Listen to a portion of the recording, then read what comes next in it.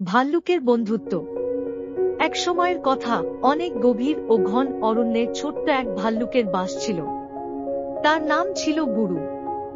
বুড়ু ছিল খুবই কৌতূহলী আর খেলার সঙ্গী পছন্দ করত।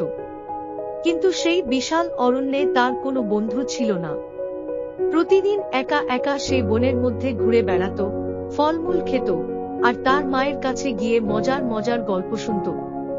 তবু বুড়ুর মন খারাপ থাকত, কারণ তার এমন কেউ ছিল না যার সাথে সে খেলতে বা গল্প করতে পারে। একদিন বুড়ু তার মায়ের কাছে গিয়ে বলল, মা, এই বনে তো অনেক প্রাণী থাকে, কিন্তু আমার কোনো বন্ধু নেই। আমি কি বন্ধু বানাতে পারি? বুড়ুর মা, যিনি ছিলেন এক দয়ালু ও জ্ঞানী ভাল্লুক, মিষ্টি হেসে বললেন, অবশ্যই বুড়ু, কিন্তু মনে রেখো, বন্ধুত্বের জন্য প্রথমেই তোমার উচিত অন্যের পাশে দাঁড়ানো, তাদের খুশি করা, আর কখনোই তাদের কষ্ট না দেওয়া। বন্ধুত্ব করার জন্য তোমাকে আন্তরিক হতে হবে এবং সবার সাথে ভালো ব্যবহার করতে হবে।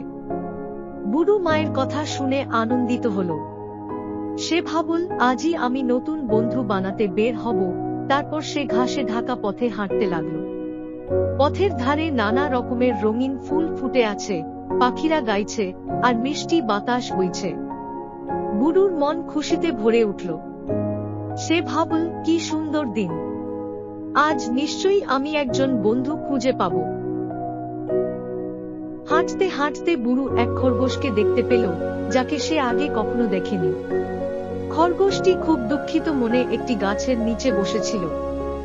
বুড়ু খরগোশের কাছে গিয়ে জিজ্ঞাসা করল, তুমি কেন এমন মন খারাপ করে বসে আছো? কি হয়েছে? খরগোশটি কাঁদতে কাঁদতে বলল, আমি আমার মা বাবার সাথে এই বনে এসেছিলাম, কিন্তু আমি তাদের হারিয়ে ফেলেছি। আমি এখন খুব ভয় পাচ্ছি। বুড়ু খরগোশের কথা শুনে খুব মন খারাপ করল। সে খরগোশকে বলল, তুমি চিন্তা করো না, আমি তোমার সাহায্য করব। আমরা একসাথে তোমার মা বাবাকে খুঁজে বের করব। খরগোশটি বুড়ুর দিকে কৃতজ্ঞ দৃষ্টিতে তাকালো, এবং তারা একসাথে বনের ভেতর খুঁজতে লাগলো। তারা অনেকক্ষণ ধরে খুঁজল, পথে অনেক বাধা এলো, ঝোপঝাড়, গাছের ডালপালা, আর গভীর গর্তের সামনে দিয়ে যেতে হলো। কিন্তু বুড়ু কখনোই হাল ছাড়ল না। সে খরগোশকে আশ্বাস দিয়ে বলল, তুমি ভয় পেও না, আমি তোমার সাথে আছি। আমরা অবশ্যই তোমার মা বাবাকে খুঁজে পাব। এইভাবে সারাদিন ধরে খুঁজতে খুঁজতে তারা অনেক জায়গায় গেল। এক সময় তারা একটি বড় গাছের নিচে পৌঁছালো, যেখানে খরগোশের মা বাবা বসে কাঁদছিলেন। খরগোশ দৌড়ে গিয়ে তার মা বাবাকে জড়িয়ে ধরল, আর তারা একে অপরকে দেখে খুব খুশি হল। খরগোশের মা বাবা বুড়ুকে দেখে কৃতজ্ঞতার সাথে বললেন, তুমি আমাদের সন্তানকে খুঁজে পাওয়ার জন্য অনেক কষ্ট করেছ।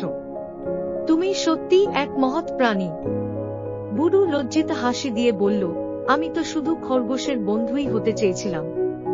খরগোশ তখন বুড়ুকে বলল, তুমি কি আমার বন্ধু হবে? তুমি আমার জন্য যা করেছ, তার জন্য আমি চিরকাল তোমার কাছে ঋণী থাকব। বুড়ুর মন আনন্দে ভরে উঠল। সে খরগোশের সাথে বন্ধুত্বের হাত মেলালো। এরপর থেকে বুড়ু আর খরগোশ খুব ভালো বন্ধু হয়ে গেল। তারা একসাথে খেলতে বের হতো, বন জুড়ে দৌড়াতো, এবং নানা রকম মজার খেলায় মেতে থাকত। একদিন তারা ঘুরতে ঘুরতে বনের আরো গভীরে গেল। সেখানে গিয়ে তারা এক বাচ্চা হরিণকে দেখতে পেল, যে খুবই ভীত ছিল। বুড়ু এবং খরগোশ তার কাছে গিয়ে জানতে চাইল, তুমি এত ভীত কেন? হরিণটি কাঁপতে কাঁপতে বলল, আমি আমার পরিবার থেকে বিচ্ছিন্ন হয়ে গেছি। এখন আমি একা আর পথ হারিয়ে ফেলেছি।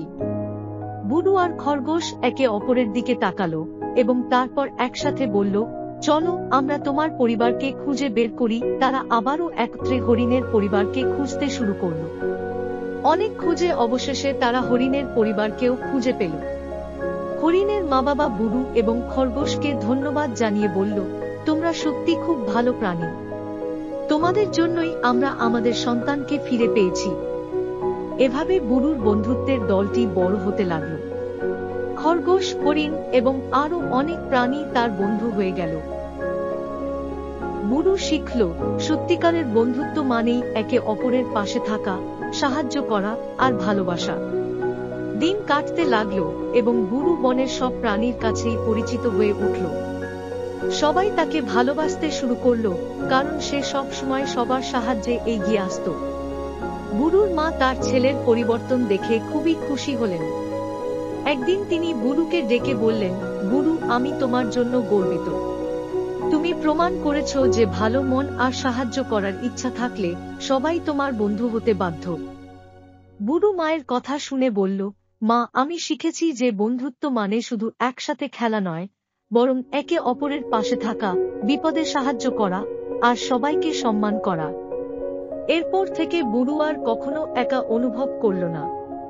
তার চারপাশে ছিল ভালোবাসার বন্ধুরা, যারা তাকে ভালোবাসত, সম্মান করত আর সব সময় তার পাশে থাকত। সেই বিশাল বনটি এখন বুড়োর জন্য সবচেয়ে আনন্দময় জায়গা হয়ে উঠেছিল, কারণ সেখানে ছিল তার অসংখ্য বন্ধু, যারা তাকে কখনোই একা থাকতে দিত না।